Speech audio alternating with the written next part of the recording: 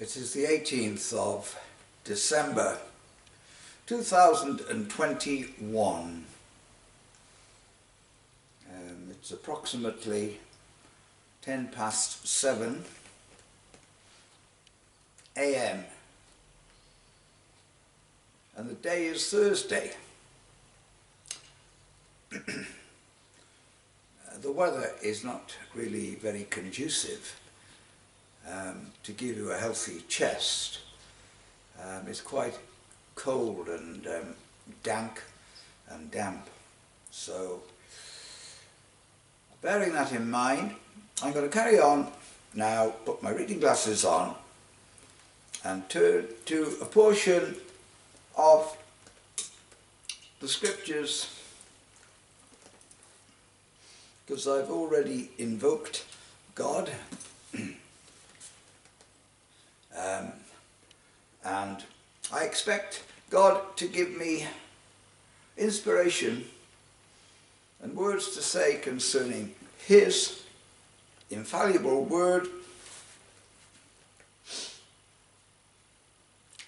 And I'm turning to the main passage that I want to relate to as the basis of what I want to say. So it's the 11th chapter of the book of the Hebrews, the Hebrew epistle. Now faith is the substance of things hoped for, the evidence of things not seen. Right, so bearing that in mind, I just want to introduce this by going back to the 1960s, I should imagine, when I saw a film that impressed me greatly. I wasn't a believer in God, I was an atheist, but it was rather an unusual film that would make you feel kind of goosebumps. Not goosegogs, they are gooseberries, but goosebumps. And it was a film by Alexander Conan, who made a famous film, I think a Hollywood-based film called Things to Come. Well, this one was called The Man Who Could Work Miracles. And it starts off, from my memory, it seems as if it could have been a pub in London. And, you know, they were having their drinks and talking and good company, so to speak. And this man walks in, everybody knows him, I think. And the topic was miracles.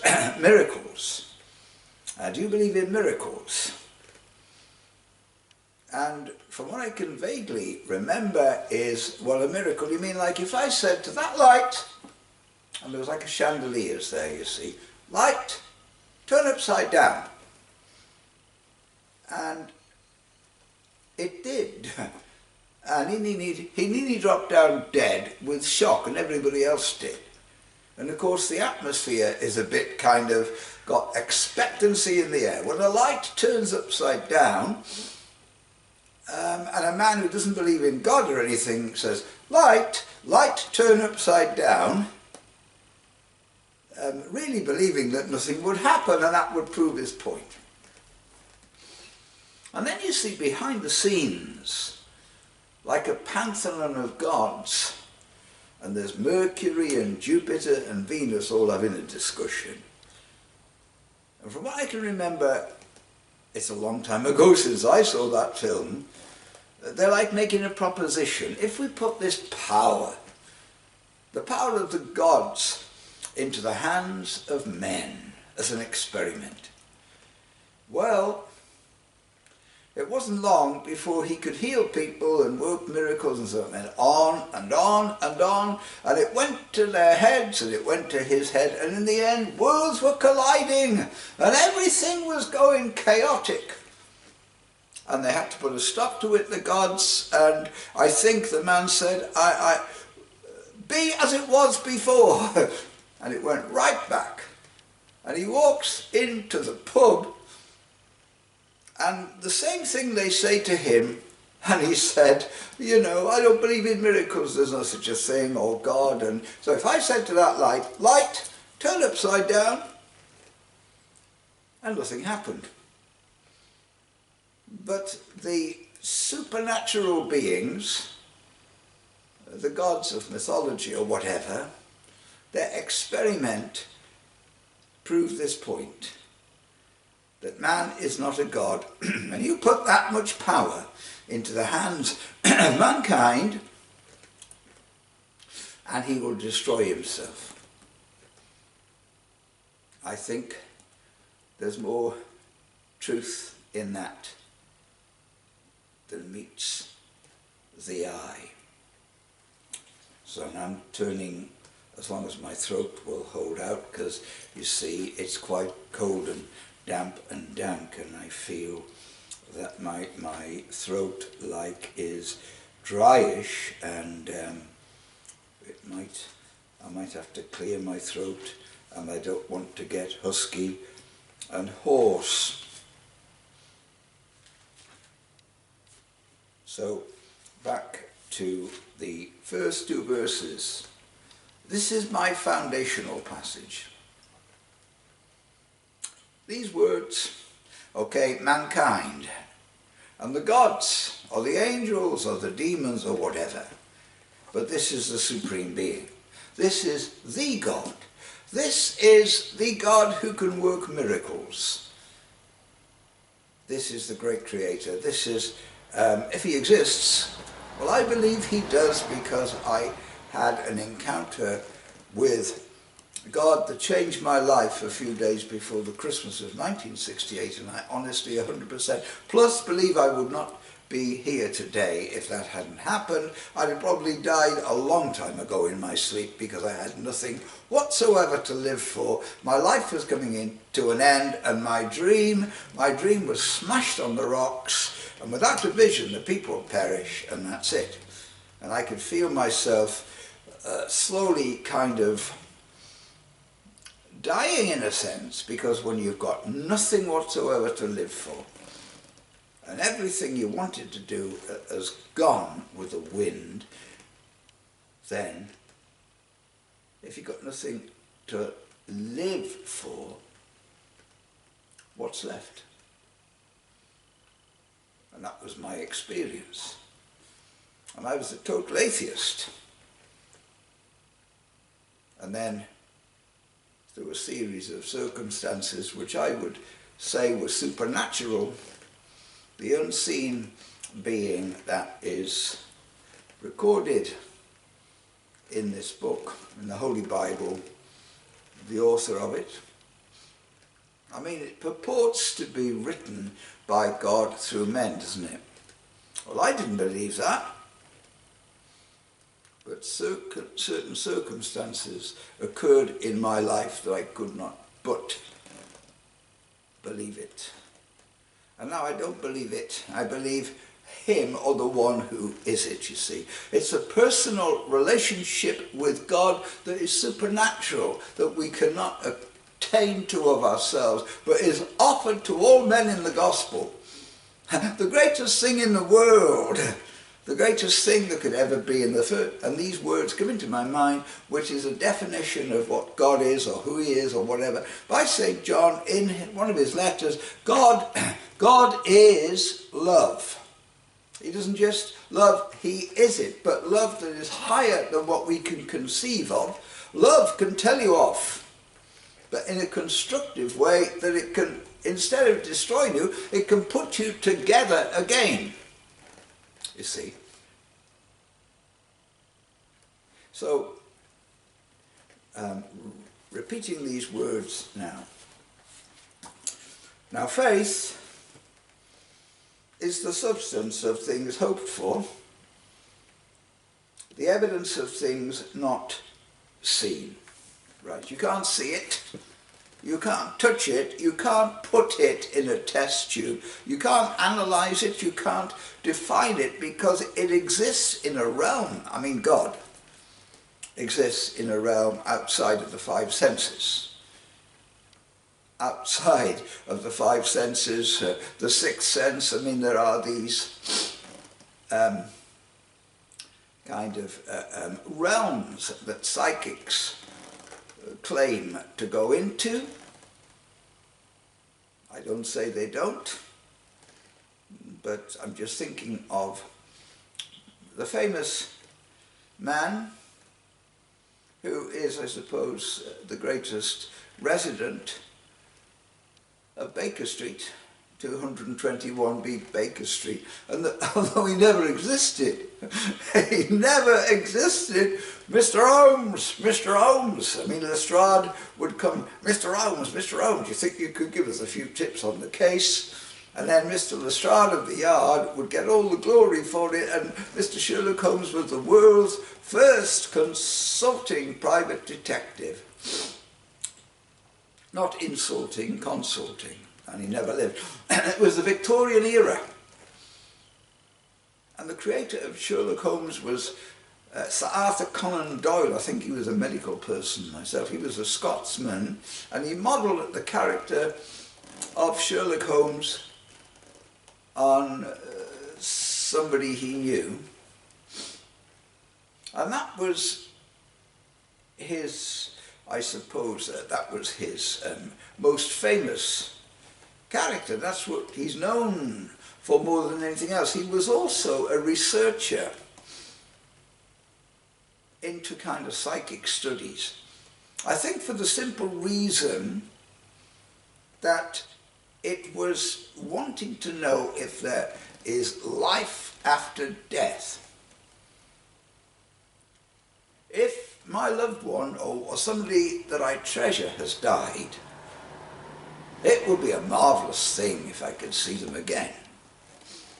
And that would be one of the reasons why perhaps that which got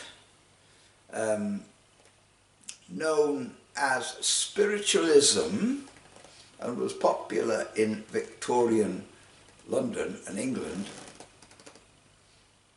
seances, I mean, there were the Fox sisters in America, and there's all kinds of stories about things concerning phenomena and psychic phenomena, which today is called the paranormal or the occult. Are there realities, tangible realities behind everything that you cannot see, you cannot touch? Well, according to the Bible, there is. According to the author of this book, there is one great big one. God, who has no beginning and no end, and is limitless and boundless and infinite, and spoke everything out of nothing, because a creator can do that, if there's such a thing as a creator, by dint of the fact that they are a creator. So you can put it like this. I mean, it sounds ridiculous what I'm going to say now, but it will kind of, I suppose, be a kind of an example and an illustration. So say there's a job centre in, say, Kensington. I suppose there might be Kensington. I mean, the museums, the Natural History Museum and the Science Museum are in South Kensington, in London town, as they say, but it's the city of London as well. Foggy day in London town. London town is a city full of romantic and nostalgic memories, and going to pot today. Everywhere is, we need the potter, you know, to put the clay back together again. But London, and say, you know,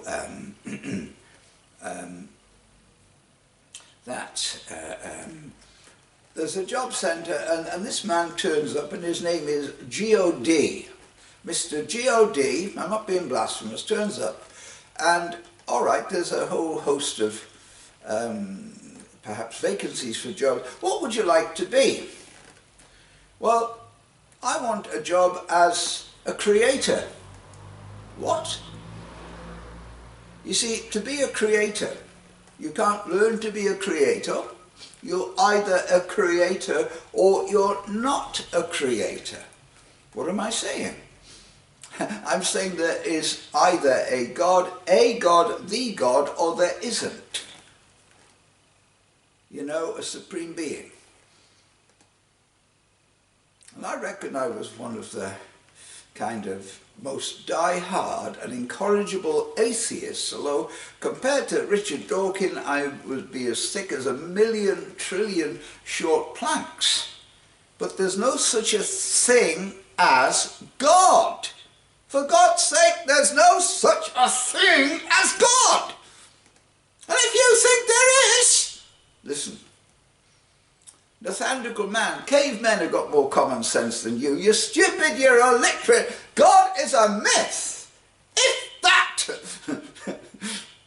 I'm just describing how I felt.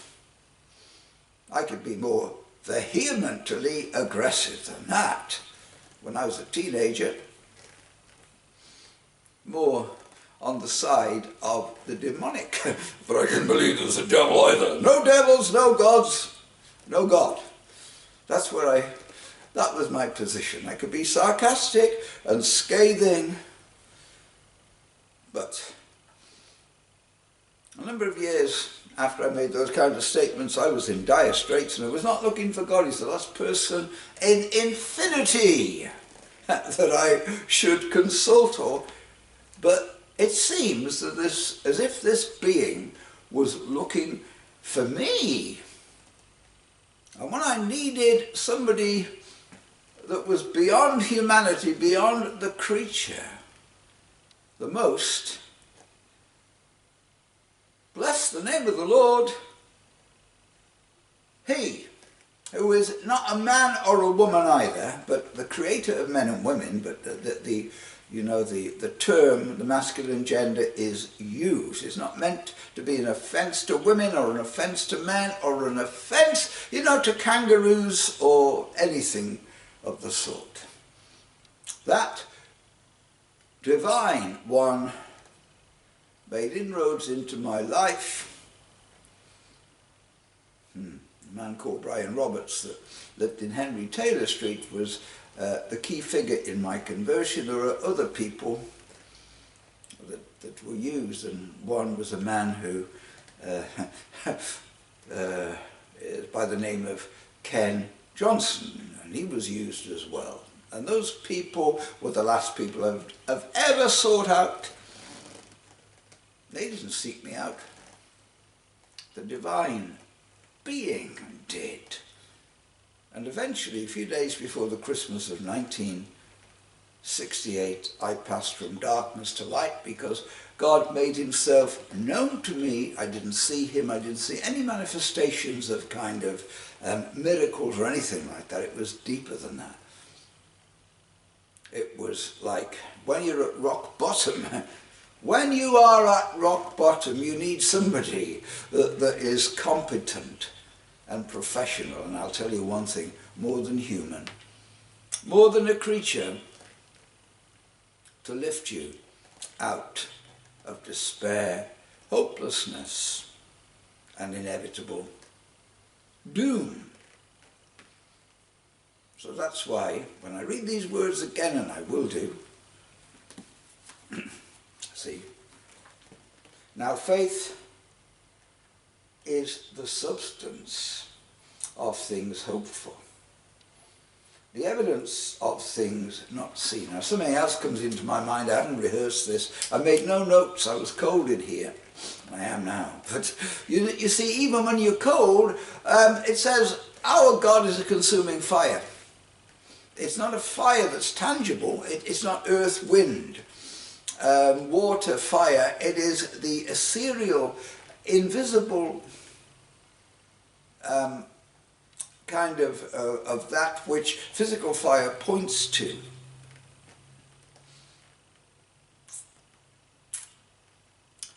And Faith is the substance of things, hoped for, the evidence of things not seen.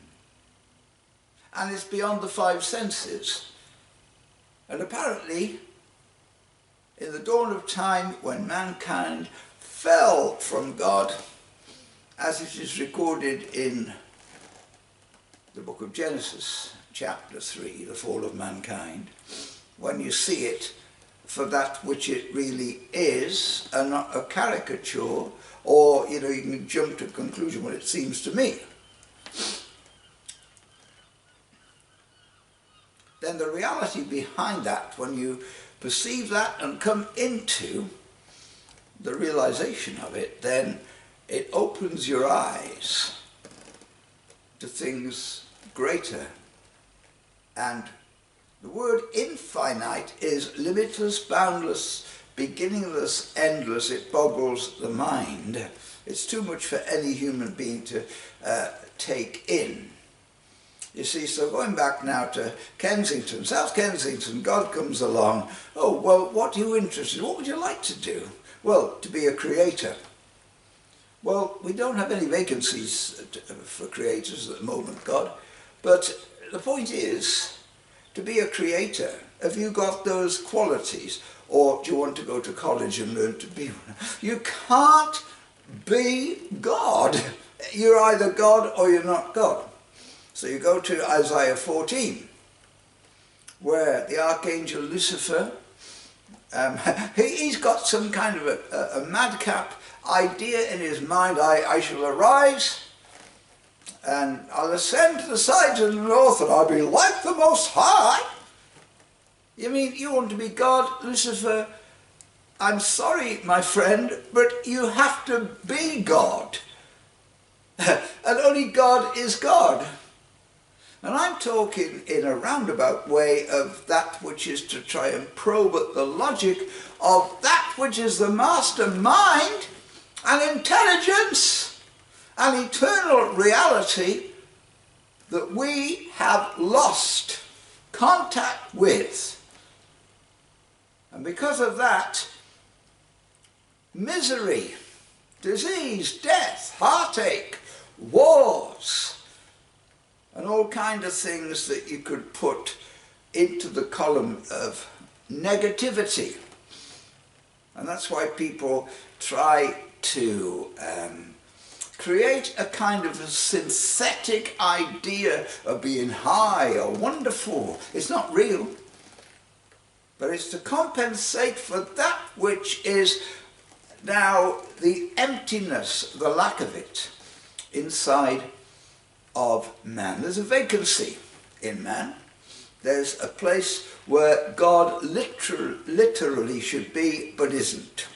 And that's why people will spend all their lives searching for that thing which is,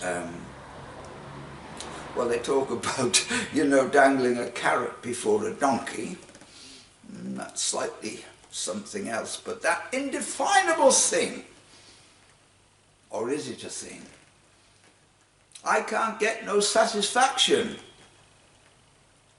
That sang the Rolling Stones. That can mean anything, of course. That was one of their major hits, when I can get no satisfaction. But to find that which is the ultimate thing, or the ultimate high, but you see, you can have a high, which is a dream, really, or your mind switched into a mode of that which you think is real that isn't, you see. And it takes its toll, and it can destroy you, and it can destroy your mind, and you won't know who you are or where you are. Well, my name is so-and-so, and so is on my birth certificate. So what? That's not your identity. That's a piece of paper to say when you were born in such a place, such a time, but your identity is much more than that. A man doesn't know his identity because he has lost the one who is the being that gave him an identity, you see. His initiator, creator. So if you don't believe in that, you throw it out the window because it seems stupid to me, and all this religious garbage, well, most of it is garbage. What do you do with garbage? Put it in the bin. But not all of it is. Man has mucked it up to a great degree. Okay, Mr. God, we don't really have any vacancies for creators. We never really have. You know, that's ridiculous, isn't it? I use that illustration to kind of arrive at the conclusion that whatever God is, according to that which is the definition of God in the Holy Bible, the one that I came to know without seeing him and without hearing his voice. I don't hear voices, I don't have leadings, and I don't have, you know, I don't say the ula baba gala gala mama mama, and then 5 months later trillions of pounds come down the chimney and I've joined the club, you know, of the like Creflo Dollar and Benny Hinge or Hin, or I can cope with Kenneth Copeland. You know, they're rich beyond words, and some of them are exceedingly greedy, and they can fly in luxury while people round about them are dying in the streets and they've got nothing to live for. I am a billionaire in God! Well, are you? Well, if you're like that and your God's like that, he is a greedy beggar himself, and he wants to go back to hell. Yeah, because he's the devil, basically. You see, which God do you believe in? G-O-D? Turn it around, D-O-G. Are you calling God a dog? No, I'm not. In our language, in English, you turn God around when you've got dog. And what do they say about dogs? A dog is man's best friend. Sometimes they can be. They can be, and that's sad really, because man should be man's best friend. Mankind is constantly, in one way or another, however they do it, whether they know it or not, but destroying mankind. Even when they try to help you, they can push you over the edge. They can produce things like the pharmaceutical drug company alleviates the pain, or this or that, the other, but a few months or years down the line, you've got a problem that can't be cured. Because pharmaceutical drugs can be like synthetic, an imitation, a quick fix, but pay the price. They can be helpful, they can take away unbearable pain. It's dependent on how they're dispensed, and the physician that is in his right mind enough, or her right mind, not to put into your system something that down the line can destroy you. So I'm not throwing them out of the window, but God is man's best friend, really. But if I've been born into a world where there's no such a thing as God, that's my perception of it. That was mine. And I get very angry when people try to tell me. And if there is, then he should be put to death, because if he's that and he's the other, and you see, you can't work it out. That's when your emotions get the better of you. Sherlock Holmes would say, "Stop, Watson! You're too emotional." You see, look, once you have eliminated the impossible, you're left with the truth, however improbable or whatever it seems to be. It's only one thing. The only way you can eliminate the impossible, that which could never be, is to know everything that is or could be. And you know, you would have to be the creator to know that. God knows that. What is truth? What is a lie? What is a lie? It's something really that doesn't exist, you know. It's based upon fact, and people tell lies in order to deceive you and for them to get out of something, really. Or you can believe a lie. You can believe a lie of a philosopher or a religious person or somebody that has just laid their hands upon someone and pronounced them healed. And next week they die. And that's often been the case. And even if it isn't, when you try and investigate and probe, some of these modern day apostles, my word, they get hot under the collar. Faith is the substance. What substance? Glue sniffing. I've never done that. I remember when kids and people would do that to get a high, but it can damage your brain. And you can get a low. And you can be insane, or you can be in unreality, and for the rest of your life you're like fly blown. Sad. Experimentation. They talked about mutant turtles coming out of the drains of New York.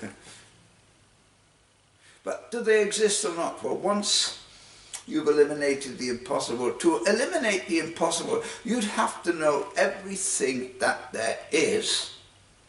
And then, if the thing that purports to be something that might be truth or might be not, if it isn't in the list, well, that's logic, isn't it? That's great, Mr. Holmes. Thank you, Arthur Conan Doyle. Although Sherlock Holmes never existed, but Sir Arthur Conan Doyle was so clever in his writings, The Adventures of Sherlock Holmes and everything else that he wrote under the title of that, World's First Consulting Private Detective of 221B Baker Street in London. Well, when I went there, it was the Abbey National Bank, you know. Baker Street is a very elite kind of place. I always liked Baker Street. And, of course, Jerry Rafferty made it famous too. But that kind of logical, you could say that was something you can use as like an hypothesis, but nobody can put it into practice. So by saying that, what am I saying? You can't prove that there is a God scientifically. But to be quite honest, you know, and to be consistent with yourself, you can't prove that there isn't. You see?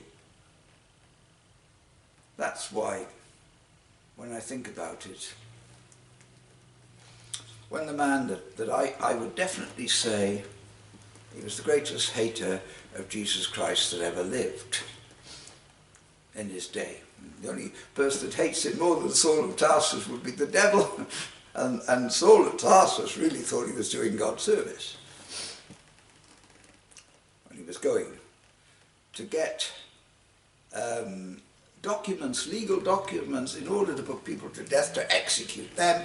If they said that Jesus Christ came back from the dead, that he was the Son of God, annihilation, a worldwide annihilation campaign, and he would stop at nothing.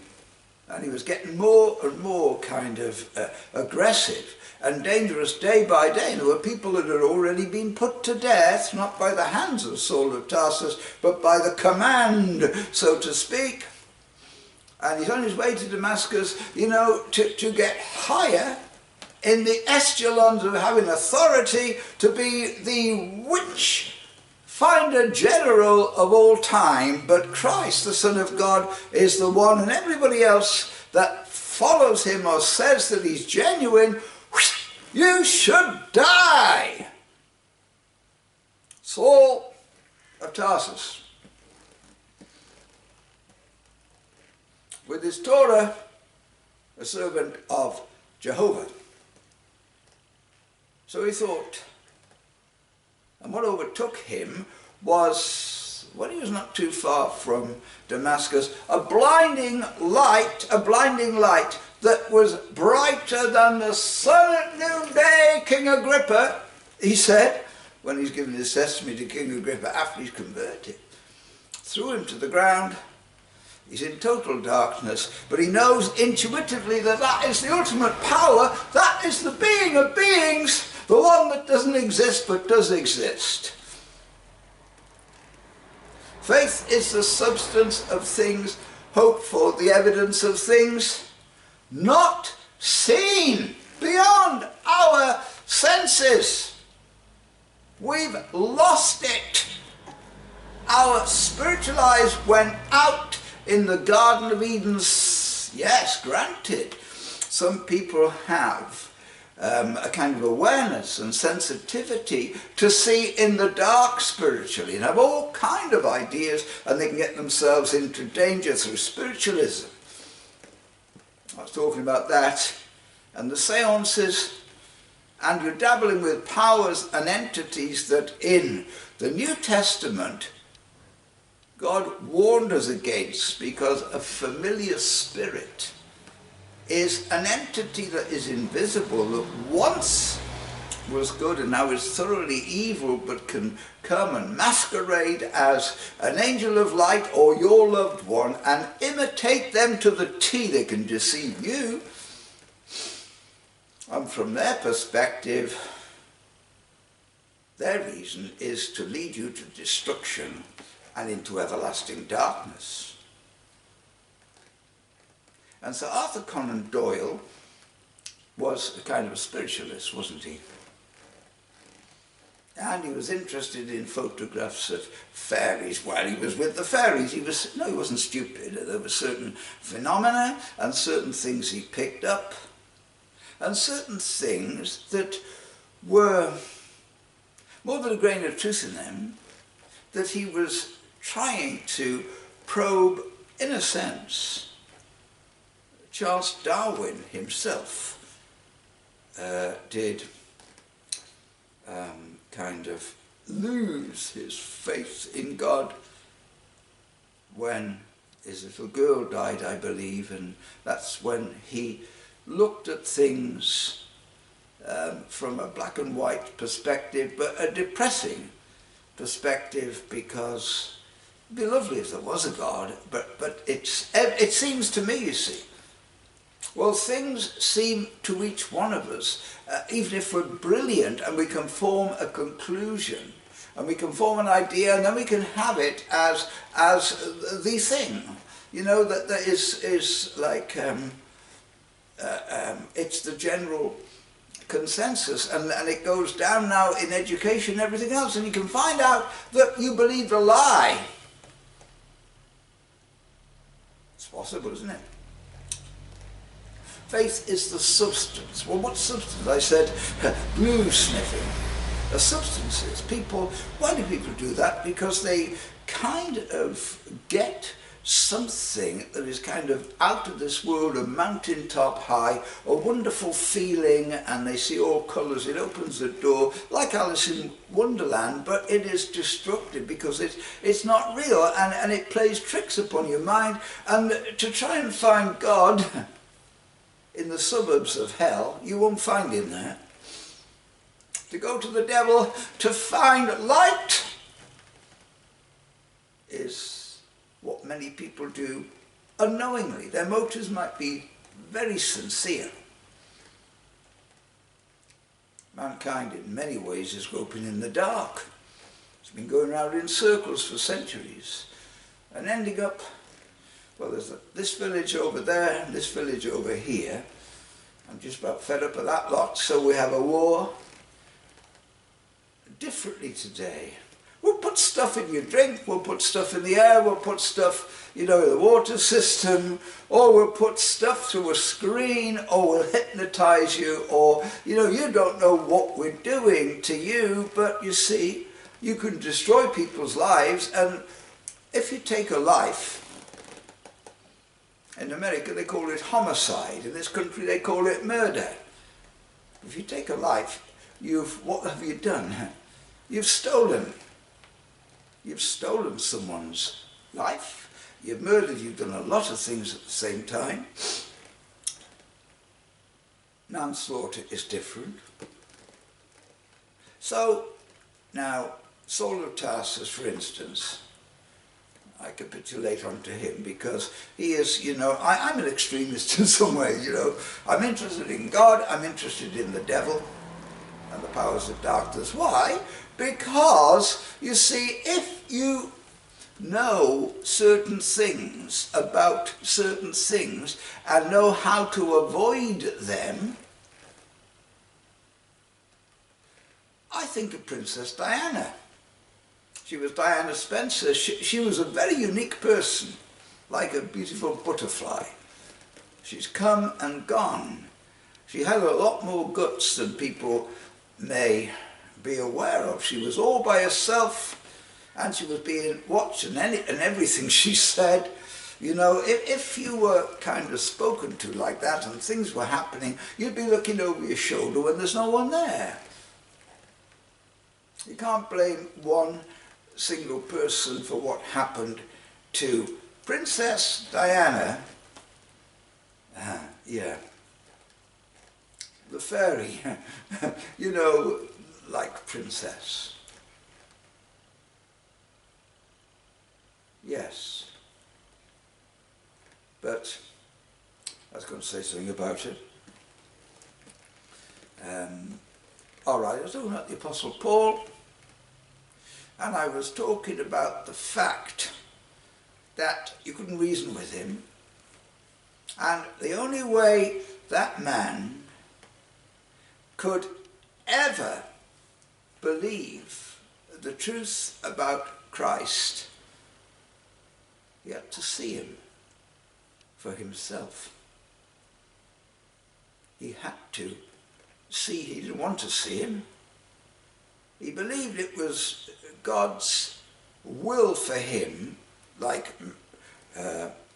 Matthew Hopkins in Essex and other places, to destroy the land of witchcraft, whether they were herbalists or whether they were not even anything to do with the craft. We got paid for it too. Witchfinder. Saul of Tarsus was like that. Princess Diana was a very brave person.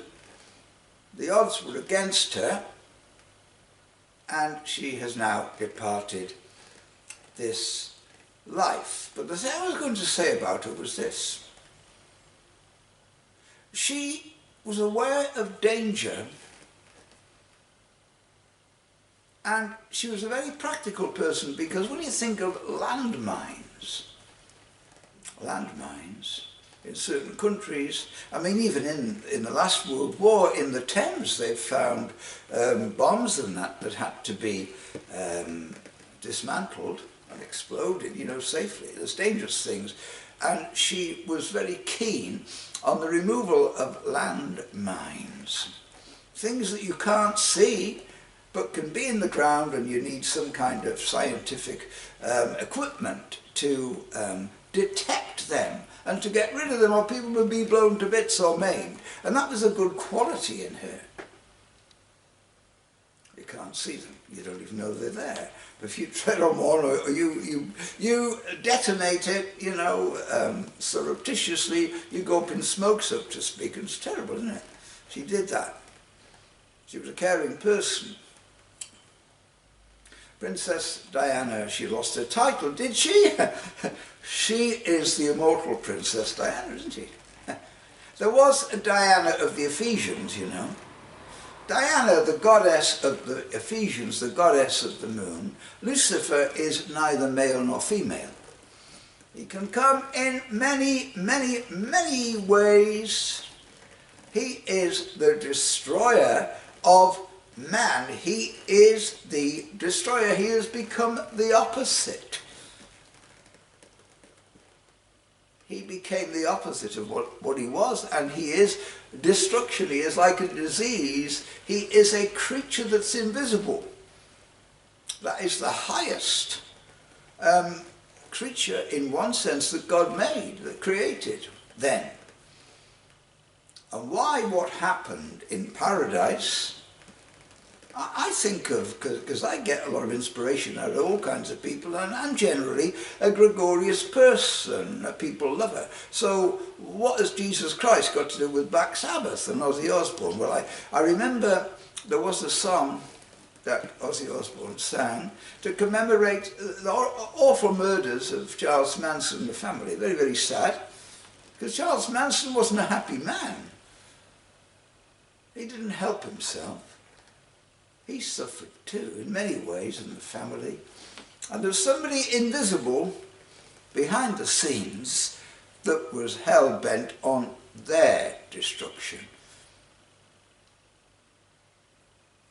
And Charles Manson was, I wouldn't say immortalised, but this is what Ozzy Osbourne, whether he wrote the song himself, he sang it, but it's psychologically like deranged. It is a very, very good encapsulation of that which happened, sadly, in the Charles Manson, the Sharon Tate murders, bloodbath in paradise. I don't think Ozzy Osbourne knew exactly what he was implying when he said that's a profound statement. Well, Beverly Hills, a beautiful, idyllic place, heaven on earth, bloodbath in paradise. It started in heaven. The bloodbath, hell started in heaven when Lucifer, the son of the morning, in his heart he said, I will arise, and I'll ascend to the sides of the north, or above the stars of God. I will be like the Most High. He's reached insanity at that point. He has reached insanity, and he is hell bent on that. They'll destroy everything. Lucifer's friend was a group. It's impossible for him to have a friend, because even the 1/3 of the angelic host he led astray to destruction, destroyed them, destroyed himself, and day and night, this is continuing. It's like spiraling down into that which is called the bottomless abyss. You can think of it like as some kind of a black hole or negative energy or beyond that, but it's something that is horrific. And it's something that we can all be swept into without knowing it. But there are personalities and beings behind this that's been going on since mankind was on the earth after he fell. Bloodbath in paradise. Lucifer fell from the highest place in heaven. He wasn't created like that. He became like that. And over the centuries of time, the powers of evil that hide in the ignorance of man, they don't want you to know they exist, but they want you to know about them. You see the old story of, not Jesus and his love now, I mean, tell me the old story of Jesus and his love. But the old story of Little Red Riding Hood. You know, when she is going to see Granny and take her something in a basket. That's what I can remember very, very vaguely. But then, after a while, Granny, you got a beard now. You speak in a kind of a husky voice. You look as if you've got teeth like a vampire. And dear me, you'll be howling next. What's the matter with you, Granny? Oh, you see, what is this? A wolf in sheep's clothing. A devil in disguise. Danger often comes, and you would not suspect it in so many ways, doesn't it? Oh, well, that means the devil is in the detail, in everything. I'm saying that the fall of man and the fall of this universe to an extent has sparked off something that is chaotic and man can't handle, and the devil has become it, and his angels, and they have passed a point of no return, and I believe they did it knowingly and willingly, and God is the innocent party.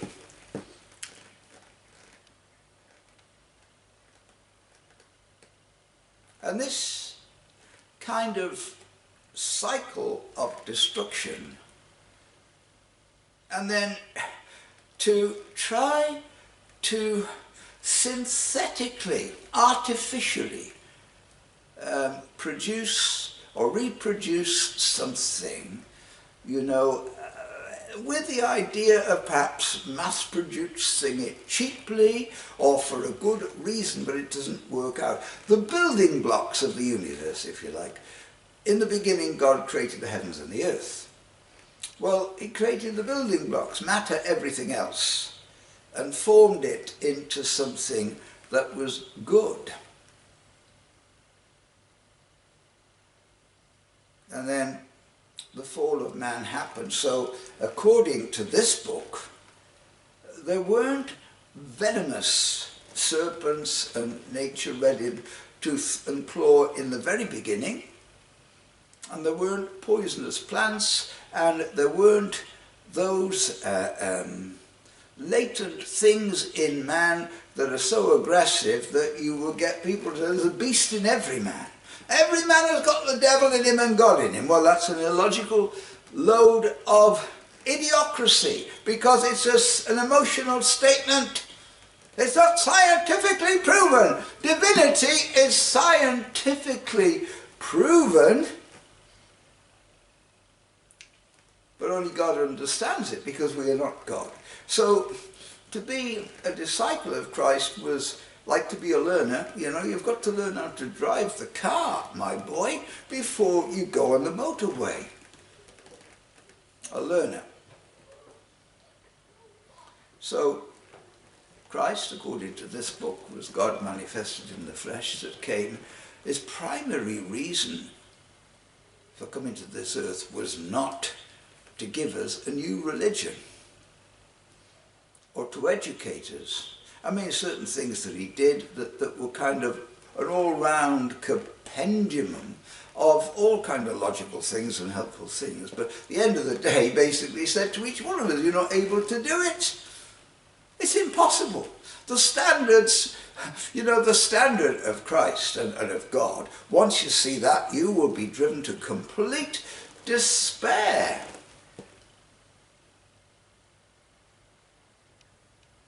But the one who is that to perfection, his reason for coming to this earth was to remove the impediment, to take the bad tooth out, so that your whole body is not poisoned with septicemia, as the man you die, to extract the cancerous stuff in your body and to save your life.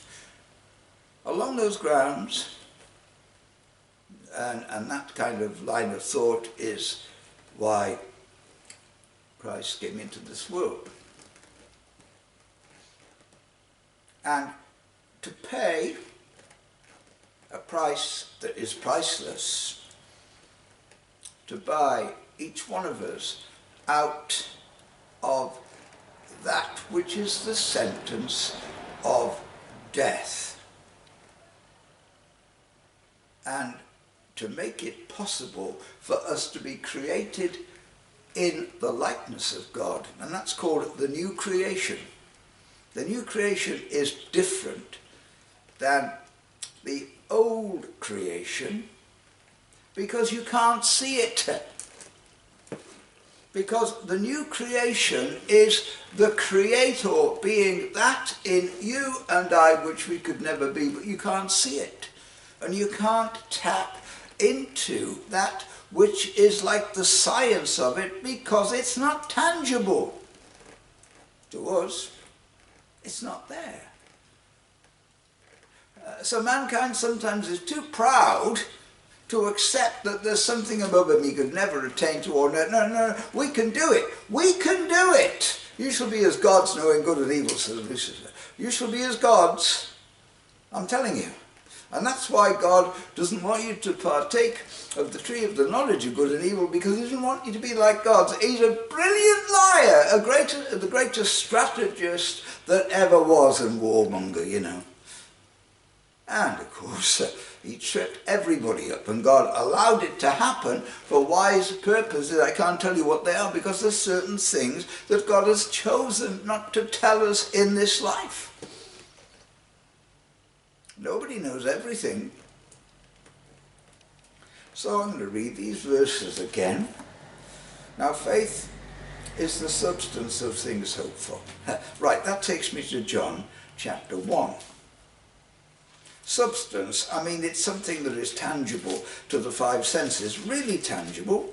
Gas is, isn't it? You can't see it. But you know, we all know what it is. So is electricity. These are ancient ways of talking about things that you can't physically see, but that are there. But in a higher way, that's what chapter 11 it's not putting God in a test tube, it's putting us into a position of trying to see the logic and reality, so that to know things, when you get more enlightened in anything, you realize that there's a lot you thought you knew that you don't know, and what you do know is minuscule, but that's reality. So if you face reality, you can work from that basis. If you think you're Peter Pan, you can't. Why? Because you're not Peter Pan. In the beginning was the Word, and the Word was with God, and the Word was God. The same was beginning, the same was in the beginning with God. All things were made by him. Who? The Word. The Word. And without him was not anything made that was made. In him was life, and the life was the light of men. And the light shineth in darkness, and the darkness comprehended it not. None comprehend us. Impossible. Impossible. See? There was a man sent from God whose name was John. The same came for a witness to bear witness to the light, that all men through him might believe. That's John the Baptist, by the way. It's not the one who wrote the Gospel according to St. John. The one who wrote the Gospel according to St. John was St. John. But people might think it's Andy Pandy. You know, Rumpelstiltskin today. Because they play around with your mind. Some people do, because their minds have been played around with. That's why. That's why. Something has happened to them, and they cause you to be like that. And it can be a disease called madness or insanity. It might not be. This is John the Baptist. The same came for a witness, to bear witness of the light, that all men through him might believe. He was not that light, but was sent to bear witness of that light. That was the true light, which lighteth every man that cometh into the world. He was in the world, and the world was created, made by him, and the world knew him not. None comprehend us of who Christ is by nature. He came unto his own, and his own received him not. But as many as received him, to them gave he power. The word power in the original is the delegated authority, the right that God has given to everybody. The right. You know, the offer of the gospel, every human being, whatever they have done, God offers immortality. He offers to adopt them if they come back 100% to God, and to come back 100% to God in your heart. That's the essence of repentance. And out of that will develop and spring and grow the fruits of repentance. It's like, when I fall in love, it will be forever. The gospel according to Nat King Cole. Marvellous song. It was always requested, you know, on the Forces' favourites. He had a husky voice, he smoked a lot. He was a brilliant musician, he was a jazz pianist, he wrote songs, and he had a way of singing ballads that could make them meaningful, like Frank Sinatra. Paint a picture with words in music. It's an art form, isn't it? There's lots of art forms in the world today, and there's some people who are artistic, and they have a tremendous gift. Not everybody can see it. But so that's that. And you see, now here we are. Now, he was in the world. This is what John is saying, because John met him, other people met him, they got to know him, and then all of a sudden, one day, not all at the same time, but they came into the realization supernaturally that this person was more than a man. Their eyes were open, but they didn't see a big ball of fire, so to speak. He was in the world, and the world was made by him. He's the creator. He is God the Son, and the world knew him not. Why? Because he looks like an ordinary person. He's walking down the street, Jesus of Nazareth. You can't see God. But apparently, once we could. That's the thing. I don't know how. We lost it. And we lost it because we lost him. And we lost everything that day. And God, in all places at all times, this being, he says, I am the high and lofty one that inhabiteth eternity. He's also called the Shepherd of Israel. He's also called the God of love. And then, is there anything too hard for the Lord? With God, all things shall be possible, said the Son of God. But you see, seeing is believing. Seeing is believing, but how do you see someone who is invisible?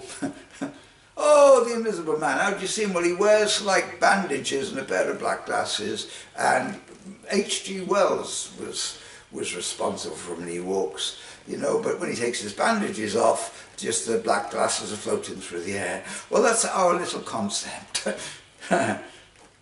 All of this, the Word made flesh, is talking about the eternal Son of God, that when God came, when Christ came, God came invisibly but took upon himself human nature, which is called the virgin birth, that there are two natures but one person.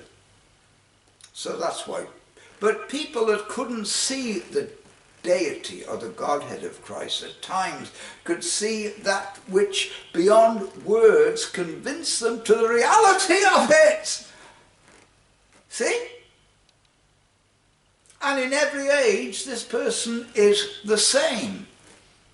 But just because he doesn't do exactly what he did in the days of his flesh and raise people from the dead and cast out devils and touch the lepers, be thou clean, and send them to the priest who had a medical knowledge and they could verify that person if they had leprosy once they have not got it now. Who did that? Jesus Christ of Nazareth. When did he do it? On the Sabbath day. Kill him! Crucify him! He's the devil!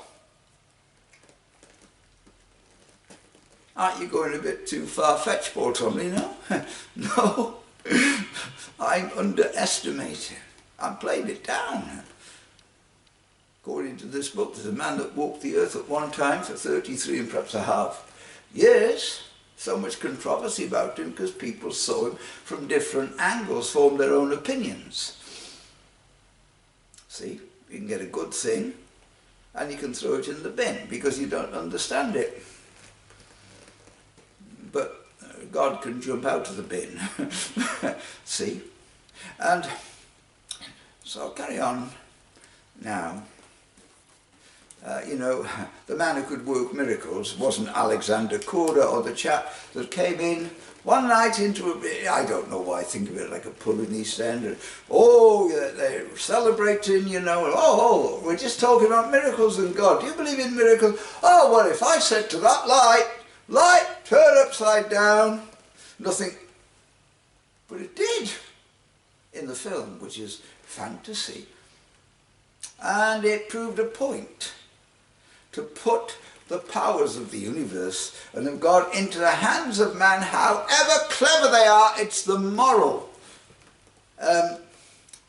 Now, it's the morality of man, it's the heart, it's that man is what the Bible calls a sinner, which means he's a transgressor of the laws of God, and means this: you shall be as gods, knowing good and evil. And you imbibe that psyche, and God's a threat. I'm God, we're God. There's no such a thing as God, and we'll kill you if you say there is. You're insulting to us and to our intelligence. God has to let some people go to the very suburbs of hell.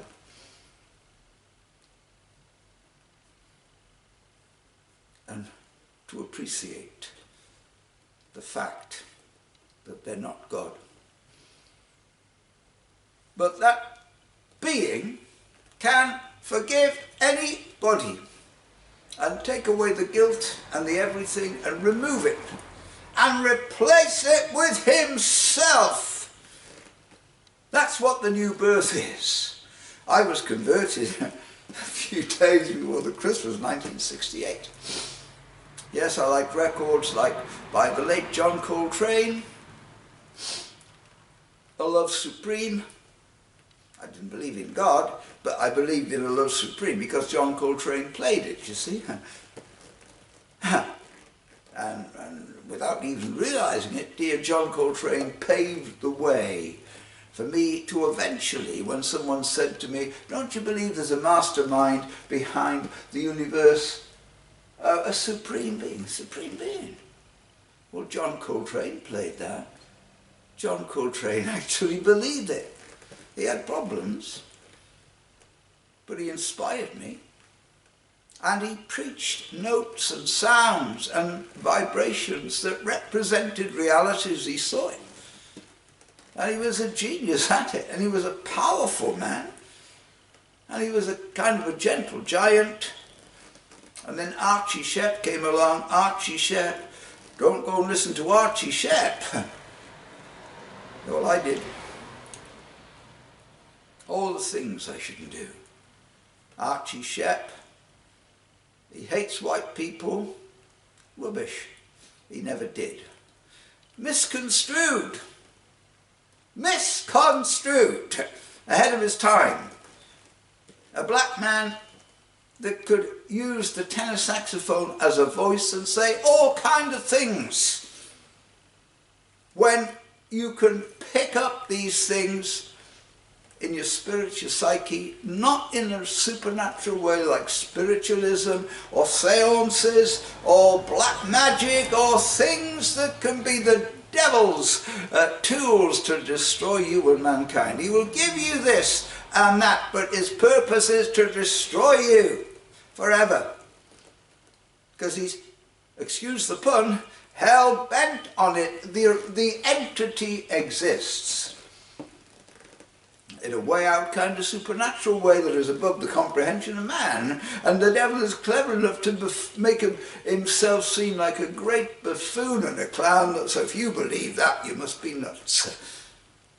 And after you've done all that, comes some way to you, and you know there's some intelligence got hold of you that you can't get away from. And that's when it's scary. There's only one person on the history of this, in the history of this earth, who could deal with the devil.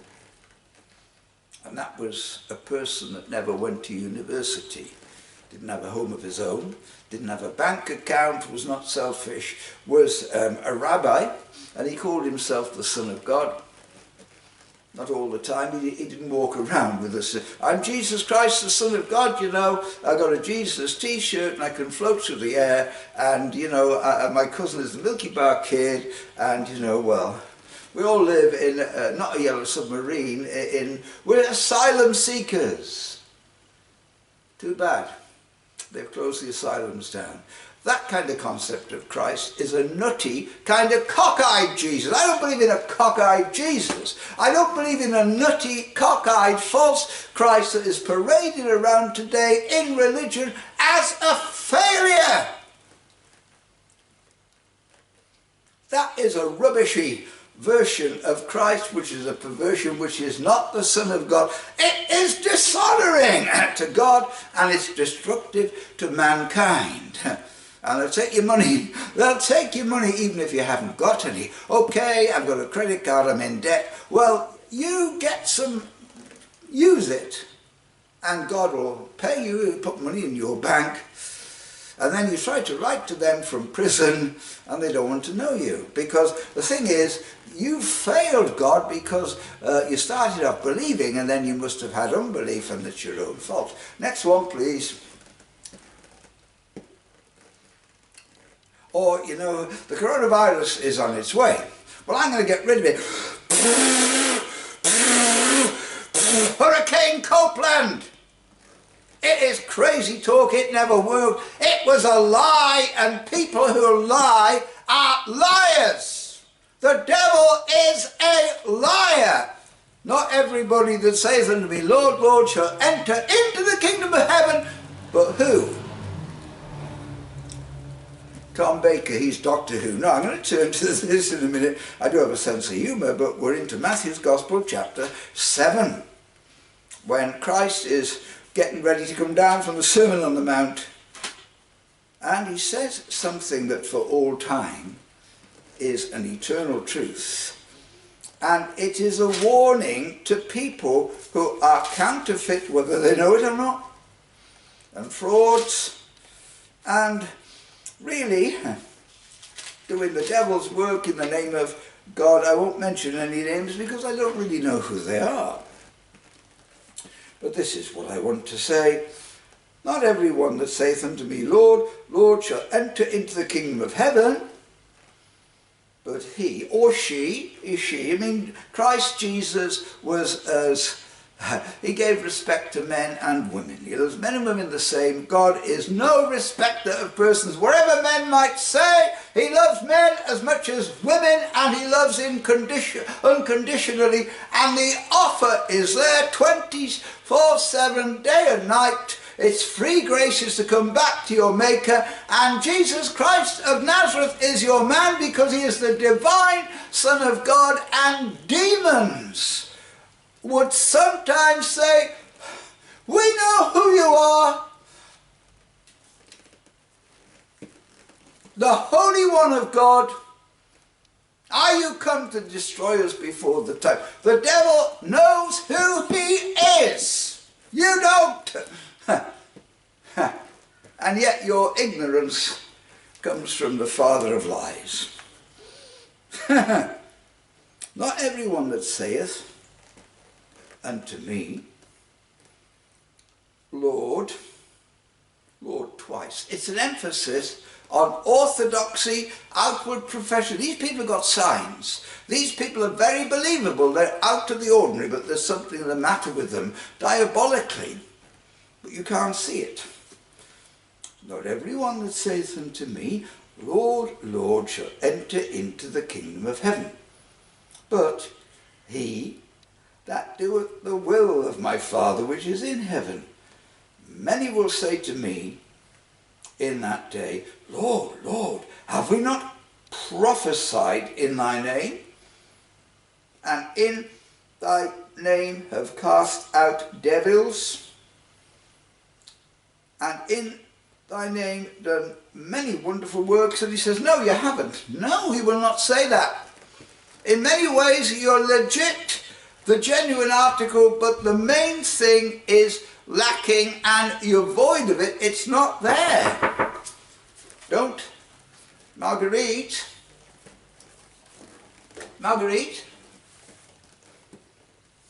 I just have to take a break and have a Kit Kat and then start again, because someone is knocking on my door.